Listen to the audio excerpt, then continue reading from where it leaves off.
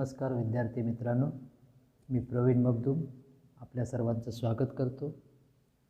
आपण भूगोल विषयामधील प्रकरण क्रमांक 5 या अगोदर या प्रकरणामध्ये 5 व्हिडिओ आपण बघितलेले आहेत। 5व्या व्हिडिओमध्ये आपण उद्योगधंद्यांचं स्थानिकीकरण आणि जगामधील काही महत्त्वाचे औद्योगिक प्रदेश जे होते त्या औद्योगिक प्रदेशांची आपण माहिती विचारात घेतली होती। आज आपण त्याच्या पुढचा भाग आपणाला विचारात घ्यायचा आहे। व्हिडिओ क्रमांक हा 6वा आहे। या व्हिडिओमध्ये आपण जे काही उद्योगधंदे जे आहेत त्या उद्योगधंद्यांचं वर्गीकरण जे आहे ते वर्गीकरण आपण आज विचारात घेणार आहोत। तर सुरुवातीला आपण यामध्ये जे काही उद्योगांचं वर्गीकरण जे आहे ते वर्गीकरण आपण विचारात घेऊया। आता यामध्ये आपणाला एक जो तक्ता आपणाला दिसतो इथं उद्योगांचे वर्गीकरण म्हणून विविध प्रकारे हे उद्योगांचं वर्गीकरण केलेलं आहे। मग यामध्ये बघा, भांडवल गुंतवणुकीवर आधारित उद्योगांचं वर्गीकरण असेल, मालकी हक्काच्या आधारे उद्योगांचं वर्गीकरण, कच्च्या मालाच्या स्रोतानुसार उद्योगांचे वर्गीकरण आणि उत्पादनाच्या स्वरूपानुसार उद्योगांचं केलेलं वर्गीकरण, अशा या 4 गटामध्ये विशेषतः उद्योगांचं वर्गीकरण करण्यात आलेलं आहे। मग इथं आपण बघितलं तर सुरुवातीला आपणाला विचारात घ्यायचं आहे ते म्हणजे कच्च्या मालाच्या स्रोतानुसार उद्योगांचं वर्गीकरण। मग त्यामध्ये कृषी आधारित उद्योग असतील, खनिजावर आधारित उद्योग असतील किंवा वनाधारित उद्योग असतील, सागर आधारित उद्योग असतील, असे जे काही प्रकार जे आहेत त्या प्रकारांची माहिती विचारात घ्यायची आहे। भांडवल गुंतवणुकीवर आधारित उद्योग आहेत त्यामध्ये कुटीर उद्योग असतील, मोठे उद्योग असतील, मध्यम व लघु उद्योग असतील। मालकी हक्कावर आधारित उद्योग जे आहेत त्यामध्ये खाजगी क्षेत्रातील उद्योग, सार्वजनिक क्षेत्रातील, संयुक्त क्षेत्रातील, सहकारी क्षेत्रातील आणि बहुराष्ट्रीय अशा प्रकारे वर्गीकरण करता येतं। आणि उत्पादनाचे स्वरूपानुसार उद्योगाचं वर्गीकरण जे आहे त्यामध्ये ग्राहकोपयोगी हलके उद्योग असतील, मूलभूत किंवा अवजड उद्योग असतील आणि पूरक उद्योग असतील, अशा पद्धतीनं त्यांचं वर्गीकरण केलं जातं। तुम्हाला पुस्तकामध्ये आकृती 5.7 दिलेली आहे, त्यामध्ये हे वर्गीकरणाचा तक्ता किंवा चार्ट तुम्हाला दिलेला आहे। आता त्यानंतर आपण क्रमशः जे काही उद्योगाचं वर्गीकरण जे आहे ते वर्गीकरण आपण विचारात घेणार आहोत। यामध्ये मुख्यत्वे आता आपण सुरुवातीला पहिला मुद्दा विचारात घेऊया की कच्च्या मालाच्या स्रोतानुसार केलेले उद्योगांचे वर्गीकरण। आता जो काही कच्चा माल कोणत्या क्षेत्रातून उपलब्ध होतो त्यावर आधारित हे उद्योगांचे वर्गीकरण आपण विचारात घेणार आहोत। मग इथं आपल्याला सांगावं लागेल की सुरुवातीला पहिला आपण विचारात घेऊया कृषी आधारित उद्योग। मग आता कृषी आधारित उद्योगामध्ये शेती किंवा कृषी व्यवसायातून उपलब्ध होणाऱ्या कच्च्या मालावर प्रक्रिया करणाऱ्या उद्योगांचा समावेश यामध्ये होतो। मग आता उदाहरण म्हणून आपल्याला सांगावं लागेल की शेतीतून ऊसाचं उत्पादन घेतलं जातं आणि मग या ऊसावर प्रक्रिया करणाऱ्या उद्योगांचा समावेश विशेषतः साखर कारखाने असतील त्या साखर उद्योगाचा समावेश आपल्याला यामध्ये करता येईल। कापसाचं उत्पादन शेतीमधून घेतलं जातं, त्यावर प्रक्रिया करणारा जो उद्योग आहे तो म्हणजे कापड गिरण्या असतील। विविध प्रकारचे जे काही अन्नधान्याचं उत्पादन घेतलं जातं, विविध प्रकारच्या फळांचं उत्पादन घेतलं जातं आणि मग त्यावर प्रक्रिया करणारे जे उद्योग आहेत, अन्न प्रक्रिया उद्योग असतील, त्यांचाही समावेश आपल्याला या कृषी आधारित उद्योगामध्ये करता येईल। आता त्यानंतर आपण दुसरा विचारात घेऊया की जो सागरी उत्पादनावर आधारित उद्योग।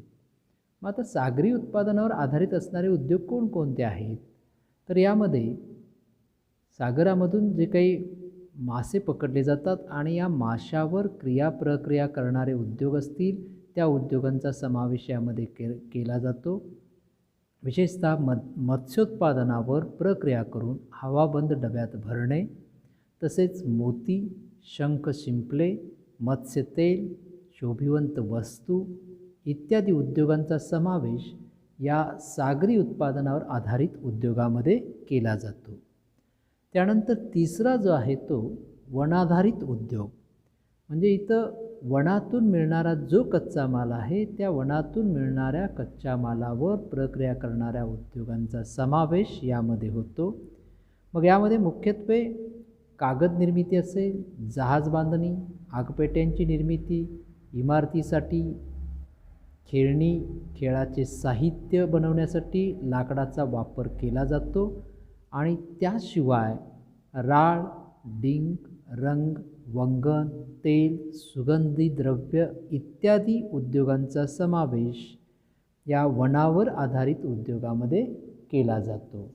त्यानंतर आपल्याला पुढचा चौथा जो उद्योग विचारात घ्यायचा आहे तो म्हणजे खनिजावर आधारित उद्योग. मग खनिजावर आधारित उद्योगामध्ये खाणकाम व्यवसाय विशेषतः विचारात घेतला जातो आणि या खाणकाम व्यवसायातून जो काही उपलब्ध होणारा कच्चा माल आहे त्या कच्च्या मालावर प्रक्रिया करणाऱ्या उद्योगांचा समावेश या खनिजावर आधारित उद्योगामध्ये होतो. उदाहरणार्थ पेट्रोकेमिकल्स उद्योग असतील, लोहपोलाद उद्योग असतील, ॲल्युमिनियम इत्यादी उद्योगांचा समावेश या खनिजावर आधारित उद्योगामध्ये होतो. त्यानंतर पाचवा जो आहे तो प्राणीजन्य उद्योग. मग पशुपालन हा जो व्यवसाय केला जातो या पशुपालन व्यवसायातून उपलब्ध होणारा जो कच्चा माल आहे त्यामध्ये दूध असेल, मांस, लोकर, कातडी, हाडे, शिंगे इत्यादी उत्पादने किंवा हा कच्चा माल म्हणून उपलब्ध होतो पशुपालन व्यवसायातून. इत्यादी कच्च्या मालावर प्रक्रिया करणाऱ्या उद्योगांचा समावेश हा प्राणीजन्य उद्योगामध्ये होतो. उदाहरणार्थ दुग्धजन्य पदार्थ जसे की लोणी असेल, चीज, खवा, दही, मिष्टान्न, त्याशिवाय बॅगा असतील, चपला, बूट, लोकरी कापड, रेशमी वस्त्रोद्योग इत्यादी उद्योगांचा समावेश या प्राणीजन्य उद्योगामध्ये केला जातो. आता कच्च्या मालाच्या स्रोतानुसार हे उद्योगांचं वर्गीकरण आपण बघितलं, 5 गटामध्ये केलेलं आहे.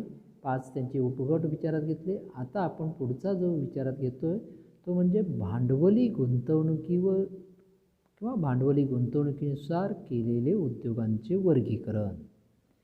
मग आता भांडवली गुंतवणूक किती प्रमाणात केलेली आहे त्याच्या आधारे उद्योगांचं वर्गीकरण जे आहे हे वर्गीकरण आपल्याला विचारात घेता येईल. यामध्ये पहिला आपण विचारात घेऊया की मोठे उद्योग, की मोठी भांडवली गुंतवणूक विशेषतः अवजड यंत्रसामग्रीचा वापर व इतर सोयीसुविधा या उद्योगासाठी लागतात आणि 10 कोटीपेक्षा जास्त भांडवली गुंतवणूक करणाऱ्या उद्योगांचा समावेश मोठ्या उद्योगामध्ये होतो. विशेष करून यामध्ये उदाहरण जर विचारात घ्यायचं झालं तर लोहपोलादासारख्या उद्योग असेल, ऊर्जा निर्मितीचे उद्योग असतील, वस्त्रोद्योग असतील, अशा उद्योगांचा समावेश मोठ्या उद्योगामध्ये होतो. त्यानंतर आपण पुढचा जो काही उद्योग विचारात घेणार आहोत तो म्हणजे दुसरा उद्योग जो आहे तो दुसरा उद्योग आपल्याला विचारात घ्यायचा आहे सूक्ष्म, लघु आणि मध्यम उद्योग. आता सूक्ष्म, लघु आणि मध्यम उद्योगांचा जर विचार केला तर भारतात सूक्ष्म, लघु आणि मध्यम उद्योग यांची व्याख्या जी आहे ती व्याख्या या आकृती क्रमांक 5.5 मध्येही तुम्हाला दिलेली आहे. तो 5.5 ही आकृती बघा. त्यामध्ये तुम्हाला त्या सूक्ष्म उद्योग, लघु उद्योग आणि मध्यम उद्योग कशाला म्हणायचं यासाठी काही तुम्हाला चार्ट दिलेला आहे आणि त्या चार्टच्या आधारे आपण इथं सांगू शकतो. तर सुरुवातीला आपण इथं विचारात घेऊया सूक्ष्म उद्योग, की या सूक्ष्म उद्योगासाठी विशेषतः यंत्रसंच व यंत्रातील गुंतवणुकीसाठी साधारणतः कमीत कमी इथं 25 लाख जे आहेत म्हणजे 25 लाखापेक्षा कमी भांडवली गुंतवणूक या उद्योगामध्ये केलेली असते आणि उपकरणातील भांडवली गुंतवणूक जी आहे ती 10 लाख रुपयापेक्षा जास्त नाही किंवा 10 लाख रुपयापेक्षा जास्त नसते. मग अशा प्रकारचे कोणते उद्योग आहेत तर उदाहरणार्थ पेन असेल, स्थानिक दुग्ध प्रक्रिया करणारे उद्योग असतील त्यांचा समावेश या सूक्ष्म उद्योगामध्ये केला जातो. लघु उद्योग जे आहेत ते लघु उद्योग कोणते येतात तर यामध्ये बघा साधारणतः लघु उद्योगासाठी भांडवली गुंतवणूक जी आहे विशेषतः यंत्रसंच व यंत्रातील गुंतवणुकीसाठी 25 लाखापेक्षा जास्त आणि 5 कोटीपेक्षा कमी भांडवली गुंतवणूक जेव्हा यंत्रसंच व यंत्रातील गुंतवणुकीवर केलेली असते आणि उपकरणातील भांडवली गुंतवणूक जी आहे ती 10 लाखापेक्षा जास्त परंतु 2 कोटीपेक्षा कमी असते, असे जे उद्योग आहेत त्यांचा समावेश लघु उद्योगामध्ये केला जातो. उदाहरण जर सांगायचं झालं तर यामध्ये लहान खेळणी निर्मिती असेल, कागद निर्मिती असेल, बाटली निर्मिती असेल, अशा काही उद्योगांचा समावेश आपणाला या लघु उद्योगामध्ये करता येतो.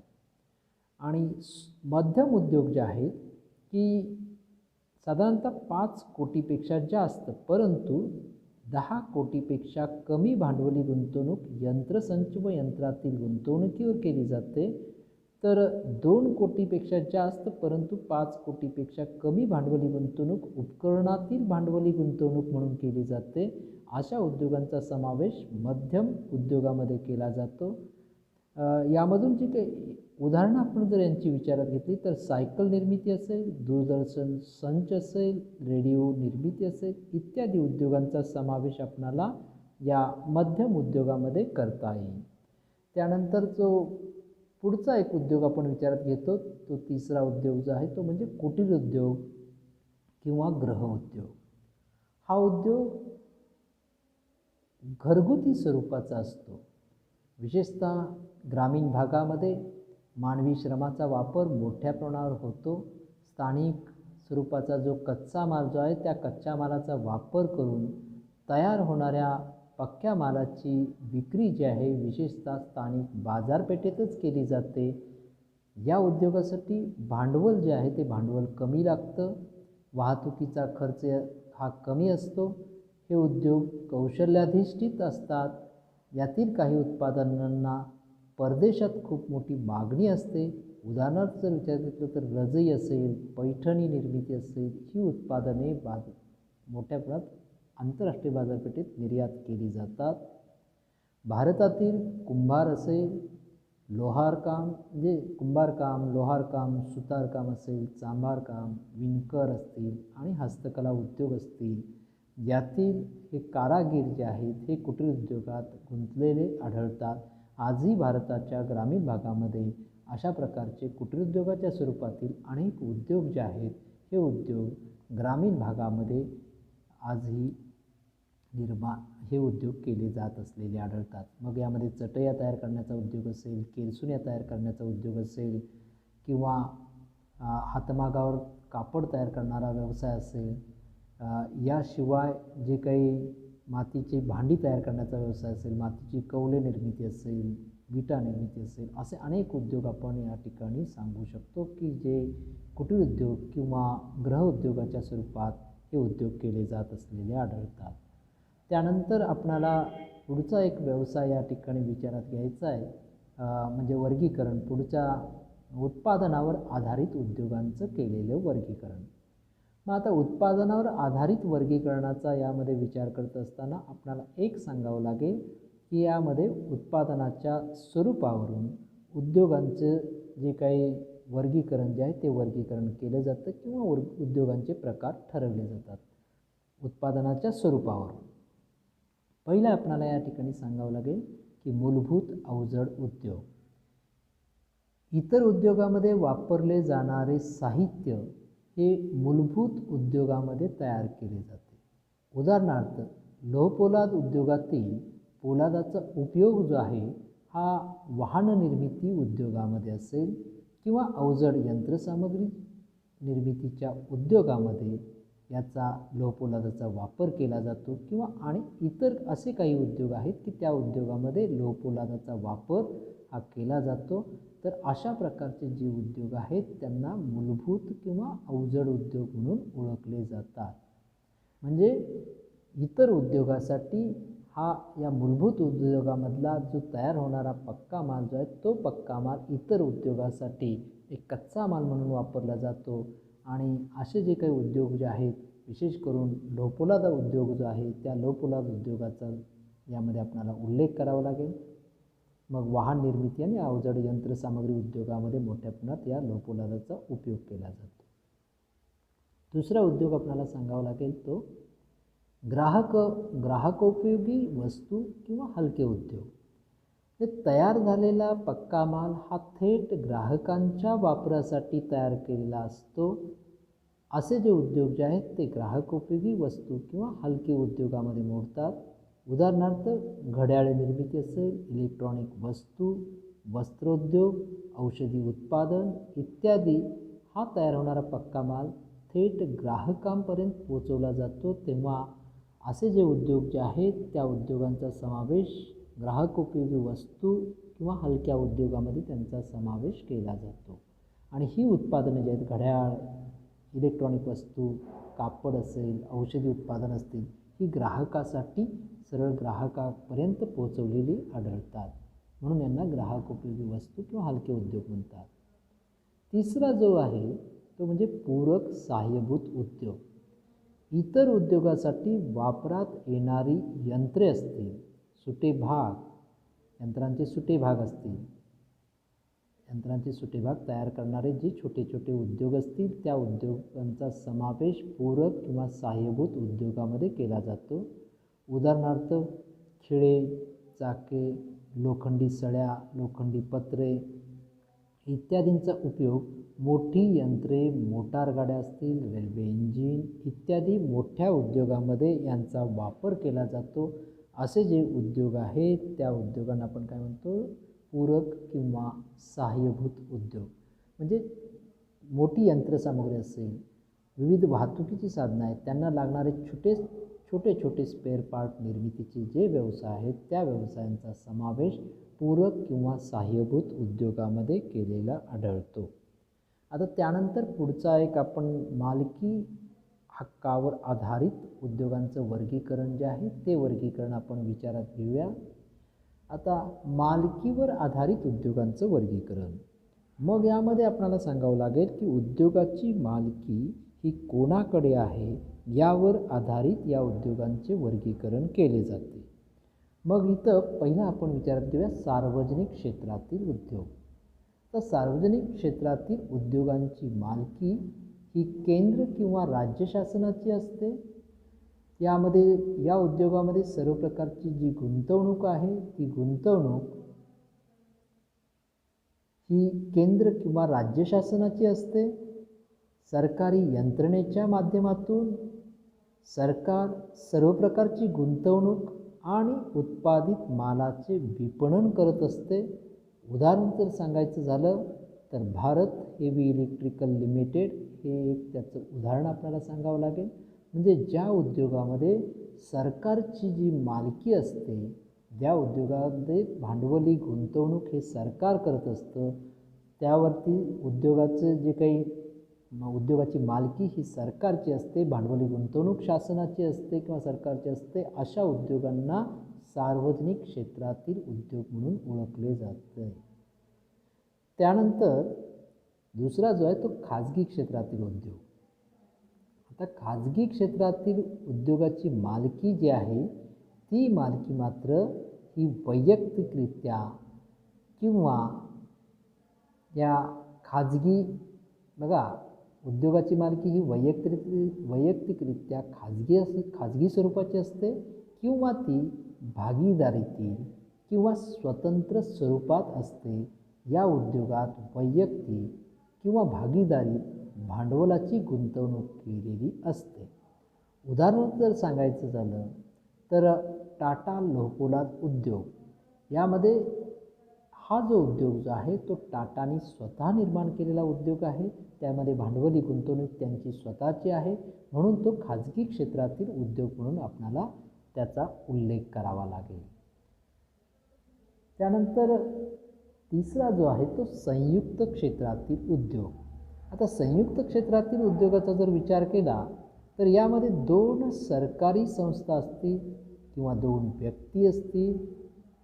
2 सरकारी संस्था किंवा व्यक्ती अथवा सरकारी किंवा खाजगी संस्था यांनी संयुक्तरित्या चालवलेल्या उद्योगांचा यात समावेश होतो.